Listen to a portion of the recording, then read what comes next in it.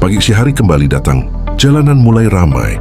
Setiap individu bergerak dalam ritme hidupnya masing-masing. Ada yang melangkah cepat, ada yang berjalan perlahan. Bahkan ada yang hanya diam di tempat. Setiap orang bergerak karena ada sesuatu yang ingin diraih, tapi apakah setiap langkah itu digerakkan oleh visi yang jelas? Atau hanya mengikuti aliran kehidupan yang terus bergulir tanpa arah pasti? Dalam hidup, visi bukan sekadar impian, ia adalah kompas kehidupan yang menuntun arah, memberi makna, dan menentukan bagaimana kita melangkah. Visi yang kuat akan menuntun individu untuk bertumbuh, keluarga untuk kokoh, masyarakat untuk maju, dan bisnis untuk berkembang dalam keberlimpahan dan keberkahan. Karena tanpa visi, langkah akan kehilangan arah. Namun dengan visi, setiap langkah menjadi penuh makna. Muslim Business Institute hadir untuk membersamai para sahabat Muslim, membantu menata, menciptakan, dan memperbaiki visi kehidupan yang paripurna agar kita mampu tumbuh dalam keseimbangan, menguat dalam keluarga, dan berkembang dalam bisnis yang diberkahi Allah. Bersama MBI, mari menapaki perjalanan kehidupan dan bisnis dengan visi yang jelas, kuat, dan bernilai abadi.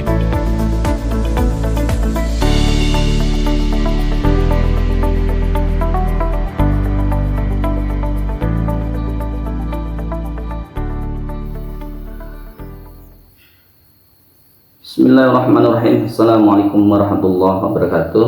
Alhamdulillah, di kesempatan pagi ini kita bisa bertemu meskipun melalui layar kaca, dan mudah-mudahan tidak mengurangi keberkahan dari upaya kita untuk mencari ridha Allah Subhanahu wa taala, dan rasa syukur kita layak sanjungan kepada Allah Subhanahu wa taala karena atas berkat rahmat, karunia, dan ridhonya kita bisa bertemu walaupun melalui layar kaca di pagi ini. Alhamdulillah, banyak-banyak kenikmatan yang telah Allah berikan kepada kita, wabil khusus kenikmatan kesehatan, waktu, kesempatan, dan nikmat iman Islam yang telah tertancap pada diri kita, sehingga kita menjadikan individu yang memahami tentang kehidupan itu dengan benar.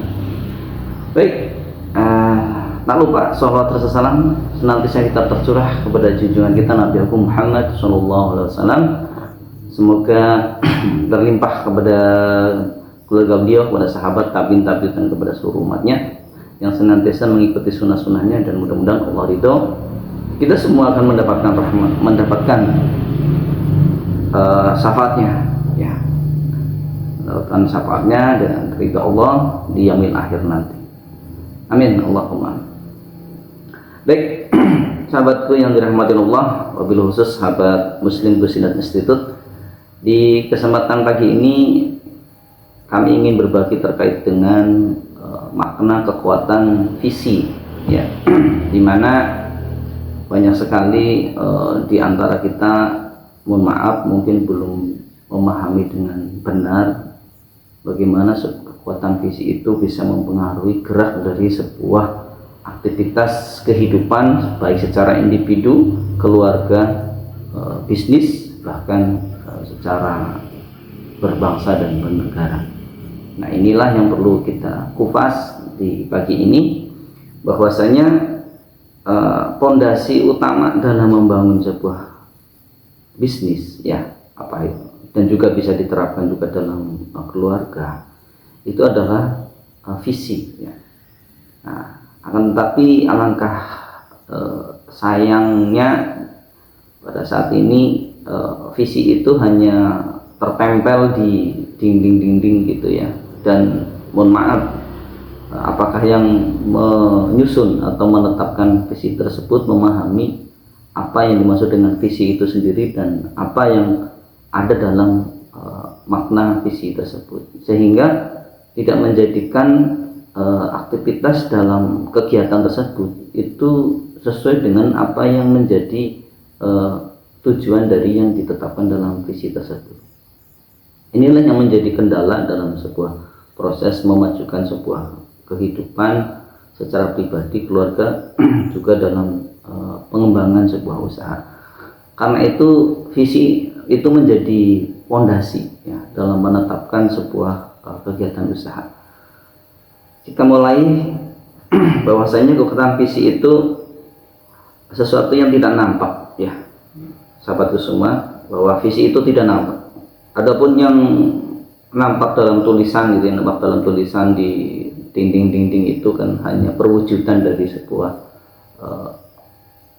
tulisan tentang visi tersebut. Tapi yang dimaksud di sini adalah makna di balik tulisan itu, ruh di balik makna tulisan itu, apa yang didapat dan apa yang diharapkan, dan juga dampak apa yang akan nampak dalam sebuah kegiatan, baik itu kegiatan individu, kegiatan keluarga, ataupun kegiatan bisnis, bahkan kegiatan berbangsa dan bernegara. Baik. Namun dalam diri manusia yang memiliki visi akan terkandung ya sesuatu energi yang luar biasa, dan visi ini memang menjadi energi peletup ya, peletup motivasi seseorang untuk melakukan suatu aktivitas yang dia itu tidak mengenal lelah dan terus terpompa semangatnya untuk mewujudkan apa yang menjadi visi yang ditetapkan. Nah, inilah energi-energi yang ada di dalam visi tersebut. Sebagaimana visi itu digambarkan oleh Jamie F. Confido, bahwasanya visi itu digambarkan, dianalogikan dengan 3 tukang batu yang sedang memasang batu bata. Ada tukang A, tukang B, dan tukang C, begitu. Kalau kita perhatikan yang namanya pekerjaan memasang bata, atau dalam ini adalah tukang bata, otomatis yang dilakukan adalah pemasang bata, begitu ya. Pekerjaannya pastinya sama, yaitu memasang bata. Tenaga yang digunakan karena aktivitasnya sama, ya relatif sama, begitu ya. Waktunya juga relatif sama, jadi antara pekerjaannya sama, tenaganya sama, dan waktu yang digunakan juga relatif sama pada saat memasang bata tersebut, begitu. Lalu apa yang membedakan dari 3 tukang batu ini, atau 3 tukang yang memasang bata ini? Sangat ditentukan oleh jawaban pada saat dia ditanyakan atas pertanyaan, apa yang sedang kamu kerjakan? Nah, ini tukang A menjawab pada saat ditanya tentang, Pak, apa yang sedang Anda kerjakan? Tukang A menjawab, Anda kan tahu saya itu sedang memasang batu bata. Gitu kok ditanya. Begitu ya. Jadi sudah tahu memasang bata, kok ditanya. Jadi tukang A ini ya dia hanya sebatas mengerjakan apa yang menjadi aktivitasnya, yaitu memasang bata, dan dia hanya berpikir yang penting hari ini pekerjaannya itu selesai, begitu ya. Dan akhir pekan atau akhir bulan yang ada dalam pemikirannya itu apa? Yang penting akhir pekan atau akhir bulan dia mendapatkan imbalan atau ijarah ya, jasa yang telah dia gunakan. Jadi sebatas itu. Begitu selesai ya sudah, dia pulang gitu kan ya. Besoknya lagi pada jam kerja dia memulai lagi pekerjaan itu, dia memulai lagi. Setelah waktunya pulang, dia pulang. Akhir bulan atau akhir pekan yang dia tunggu ya bayaran terhadap jasa yang telah dia berikan. Itulah yang dilakukan oleh tukang A. Lalu bagaimana yang dilakukan oleh tukang B? Tukang B ini sedikit berbeda ya. Tukang B ini jawabannya berbeda pada saat ditanya dengan pertanyaan yang sama. Pak B, tukang B, apa yang sedang Anda kerjakan? Beliau ini menjawab, saya sedang membangun rumah. Nah, otomatis pada saat dia menjawab bahwa dirinya sedang membangun rumah, otomatis cakrawala dalam pemikirannya itu berbeda gitu kan. Artinya apa? Dia memahami bahwasanya yang sedang dia bangun itu rumah, berarti tempat tinggal yang akan digunakan oleh manusia, begitu. Sehingga pada saat dia mengerjakan pekerjaannya, dia akan berhati-hati, ya, dia memperhitungkan sisi kelayakan, sisi kenyamanan, sisi keselamatan dalam proses pengerjaan dari rumah tersebut. Ya. Nah, dia otomatis ingin menjadikan rumah yang dia bangun, ya, walaupun itu bukan rumah dia itu karena dia sebatas bekerja, tapi dia ingin menjadikan tempat tinggal yang layak untuk ditempati oleh seseorang yang meminta dirinya untuk bekerja di tempat tersebut. Inilah dua jawaban yang berbeda antara tukang A dengan tukang B. Berbeda lagi pada saat pertanyaan yang sama ditanyakan kepada tukang C. Tukang C, Anda sedang mengerjakan apa? Nah, ini jawabannya berbeda, ya. Tukang C menjawab bahwasanya dirinya sedang membangun istana, gitu. Jadi disinilah bedanya, ya. Disinilah bedanya. Tukang C ini walaupun itu bukan rumah yang sedang dia bangun, tapi dia itu memikirkan sampai bagaimana dia itu menjadikan rumah yang sedang dia kerjakan itu bak istana. Anda bisa bayangkan bagaimana istana itu dibangun. Berarti tidak dengan mudah. Artinya apa? Benar-benar penuh kejelian, ketelitian, detail, begitu ya, dan ingin nampak indah, dipandang mata, nyaman untuk ditempati, dan memberikan rasa sesuatu yang tidak selayaknya rumah biasa, gitu ya. Jadi inilah yang membedakan antara tukang A, tukang B, tukang C. Walaupun dirinya itu melakukan pekerjaan yang sama, tapi pada saat diberikan pertanyaan yang sama, ya, pada saat diberikan pertanyaan yang sama, jawabannya menjadi berbeda. Apa yang mempengaruhi terhadap jawaban terhadap yang diberikan oleh tukang A, tukang B, tukang C, yaitu apa? Apa yang ada dalam pemikiran si tukang A, tukang B, dan tukang C, yaitu apa? Tukang C ini memiliki visi yang luar biasa, gitu. Memiliki visi sehingga dia itu berupaya untuk memberikan yang terbaik terhadap apa yang dia kerjakan. Bahkan bisa jadi di luar jam kerja pun, di luar pada saat dia tidak mengerjakan pekerjaan yang menjadi tanggung jawabnya, dia sudah memikirkan sisi mana yang masih kurang, sisi mana yang harus diperbaiki, sisi mana yang akan lebih dioptimalkan, sisi mana yang akan lebih ditampakkan keindahannya. Jadi dia tidak hanya bekerja secara fisik gitu, tapi dia bekerja secara jiwanya bekerja.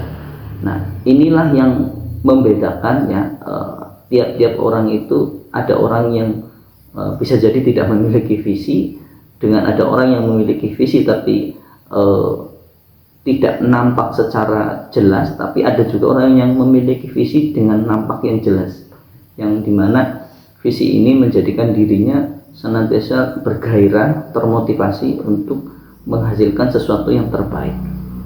Inilah sahabatku semua, sahabat Muslim Business Institute, dalam membangun usaha juga demikian.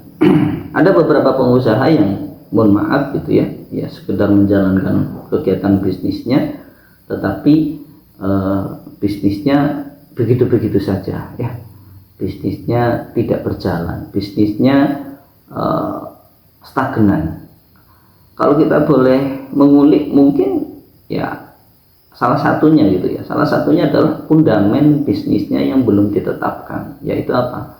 Visi terhadap bisnis yang ditetapkan itu belum jelas, begitu ya. Kenapa? Karena visi ini adalah ibaratnya itu kompas gitu ya. Visinya ibaratnya kompas yang mengarahkan kita, menuntun kita untuk mencapai satu tujuan. Nah, bahaya kalau seseorang itu tidak memiliki visi, sehingga apa? Hidupnya, ya, bisnisnya, keluarganya dijalankan mengikuti apa yang menjadi kebiasaan yang ada di sekitarnya gitu ya.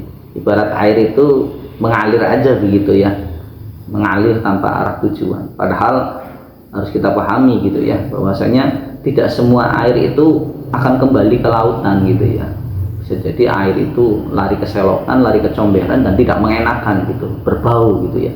Jadi harus dipahami bahwa kita hidup itu harus memiliki visi, dalam keluarga juga harus memiliki visi, mobil khusus dalam menerapkan sebuah aktivitas bisnis itu harus kita memiliki visi, karena visi itu adalah sumber energi yang bisa memberikan motivasi, menjadi pematik setiap saat pada diri kita untuk terus menghasilkan sesuatu yang terbaik, berkarya, berinovasi tanpa henti, tanpa lelah, dan itu mendorong tubuh kita untuk senantiasa bersemangat gitu ya, dan menghilangkan rasa lelah dalam fisik kita, dan terus akan menjadikan diri kita selalu energik begitu. Baik, bagaimana implementasi visi itu dalam sebuah aktivitas bisnis? Sahabatku semua, karena kita harus pahami segala sesuatu itu harus dipikirkan dalam semua perbuatan aktivitas ataupun dalam aktivitas bisnis itu, apa yang ingin kita raih di akhir sebuah upaya kita atau sebuah karya kita dalam menjalankan bisnis itu. Kita harus berpikirkan begitu, hasil akhir yang ingin kita capai apa sih sebenarnya itu. Nah, inilah visi itu di situ berperan, sehingga setelah visinya jelas, maka dalam menetapkan metodenya pun jelas. Artinya apa? Metode atau visi untuk mewujudkan visi itu searah dengan visinya. Nah, jangan sampai juga visinya sudah benar, tapi metode atau misi yang ditetapkan dalam upaya untuk mewujudkan visi itu tidak sama, alias tidak sinkron. Maka apa yang terjadi? Yang terjadi, visi itu tidak pernah akan tercapai. Begitu. Nah, visi ini adalah menjadi arah, ya, arah di mana sebuah kegiatan usaha itu akan bergerak. Ya. Kalau mana visi itu ditetapkan sebagai suatu upaya untuk sebatas untuk kemaslahatan, ya maka visinya pun di dalamnya akan sejalan dengan apa yang menjadi visi tersebut. Ya, berbeda lagi kalau visi itu adalah menjadikan sebuah kegiatan itu kegiatan yang bernilai ibadah, kegiatan yang bernilai untuk tujuan akhirat, yaitu kegiatan yang menjadikan bisnis itu adalah bisnis yang menjadikan semua individu yang ada di dalamnya itu menuju kepada surganya Allah. Nah, inilah visi tertinggi dari sebuah kegiatan yang semestinya dilakukan oleh para pembisnis muslim. Kenapa? Karena jangan mengartikan ibadah itu hanya pada tatanan sholat, haji, puasa, zakat saja, tetapi waktu kita itu bisa jadi banyak digunakan dalam aktivitas bisnis, ya, aktivitas ekonomi. Maka menjadi sayang pada saat aktivitas bisnis, aktivitas ekonomi itu kita tidak sematkan sebagai sebuah aktivitas yang bernilai ibadah. Karena itu, maka untuk menjadikan visi itu sesuatu yang menjadikan usahanya adalah menuju surganya Allah, maka harus ditetapkan, ya. Dan ini di awal Anda membangun usaha itu harus sudah ditetapkan akan kemana bisnis ini saya tetapkan, begitu ya. Sehingga pada saat kita menetapkan bahwa bisnis ini adalah bisnis sebagai jalan menuju surganya Allah, maka visi tersebut itu akan mempengaruhi bagaimana kita menetapkan misinya, metode untuk mewujudkannya. Maka disinilah Muslim Business Institute itu mengajak, ya, dan berupaya untuk membantu teman-teman bagaimana untuk menjadikan bisnisnya itu adalah bisnis yang insya Allah diridhoi oleh Allah, yaitu apa? Menjadikan bisnis yang tujuannya adalah sebagai sarana ibadah untuk menuju surganya Allah, dan bagaimana cara menetapkan metode-metodenya, yaitu mengikuti metode yang telah dicontohkan oleh Rasulullah. Karena itu bisnis yang memiliki visi menjadi sarana ibadah untuk menuju surganya Allah, maka bisnis itu harus diterapkan kaidah-kaidah di dalamnya, ya, baik sistem permodalan, baik sistem ketenagakerjaan, baik akad-akad yang ada di dalamnya, dan bagaimana sistem operasional yang ada di dalamnya itu senantiasa mengikuti kaidah-kaidah yang ditetapkan oleh syariat, ya, yaitu syariat Islam. Nah, itu yang pertama. Yang kedua, tidak memungkiri bahwasannya dalam bisnis kita membutuhkan ilmu-ilmu di luar ilmu-ilmu yang notabene adalah ilmu mengarah kepada kaidah-kaidah syariat Islam. Nah, di sini juga kita membutuhkan ilmu-ilmu umum, ya, karena itu juga dalam sistem manajemen pengelolaan bisnis kita juga harus menerapkan sistem manajemen yang berbasis standarisasi. Syukur-syukur bisa mengikuti standarisasi yang berkapasitas minimnya nasional. Syukur-syukur bisa berkapasitas standar internasional. Nah, insya Allah dengan demikian dua perpaduan ini, ya, manajemennya adalah satu yang berkaitan dengan operasional secara duniawinya itu menerapkan sistem berbasis standar yang terkait tadi, ya, syukur-syukur standar internasional gitu, yang minimnya standar nasional, atau paling rendahnya itu ya kita menerapkan standar operasional prosedur yang kita tetapkan, dan itu menjadi kesepakatan dalam sebuah kegiatan operasional di perusahaan masing-masing, kegiatan usaha masing-masing, dipadukan dengan manajemen berbasis syariah. Insya Allah itu dampaknya sangat-sangat luar biasa. Jadi bisnis kita itu bukan cuma berorientasi kepada keuntungan, tapi bisnis kita itu akan berorientasi kepada apa? Halal dan haram, surga dan neraka. Jadi inilah sahabatku semua, pada saat kita, pikiran kita, perasaan kita itu menjadikannya adalah surga, ada tujuan akhir, sehingga perbuatan kita juga menuntun untuk mewujudkan itu semua. Nah, yang terjadi adalah dunia itu tidak terlalu dipusingkan. Tugas kita adalah bagaimana kita membuat investasi sebesar-besarnya untuk kehidupan akhirat kita. Demikian sahabatku semua terkait bagaimana kita menjadikan visi itu sebagai fondasi dalam membangun usaha. Mudah-mudahan yang sedikit ini bisa memberikan manfaat kepada sahabatku semua, wabil khusus sahabat-sahabat Muslim Business Institute, yang insya Allah kita senantiasa untuk membuka kelas-kelas, ya, baik itu kelas umum ataupun kelas program intensif, yang di dalamnya insya Allah kita akan bantu teman-teman meng-create sebuah kegiatan usaha, meskipun itu adalah baru, ya, startup ataupun mereka-mereka yang sudah usahanya sudah jalan, tapi kita berupaya untuk perbaiki agar bisnisnya tidak sekedar bisnis biasa, tapi bisnis yang orientasinya adalah berorientasi kepada jalan menuju surganya Allah, menjadikan kita semakin dekat kepada Allah, dan insya Allah hasil yang didapatkan adalah keberlimpahan dalam keberkahan. Baik, terima kasih atas perhatiannya, dan mudah-mudahan kita bisa bertemu kembali di sesi berikutnya. Banyak yang ingin kami bagi, mudah-mudahan ini adalah menjadi amal atsar buat kami untuk sebagai hujah kami nanti di hadapan Allah Subhanahu wa taala di yaumil hisab nanti. Terima kasih, mohon maaf bila ada yang tidak berkenan ataupun kurang pas di hati para pemirsa, sahabat-sahabatku semua. Mudah-mudahan kita senantiasa diridhoi oleh Allah dalam semua aktivitas kehidupan kita, dan senantiasa dijauhkan dari kemaksiatan, dan semoga senantiasa diberi lapangkan rezekinya dan dimudahkan semua urusannya. Terima kasih. Wabillahi taufiq wal hidayah. Assalamualaikum warahmatullahi wabarakatuh.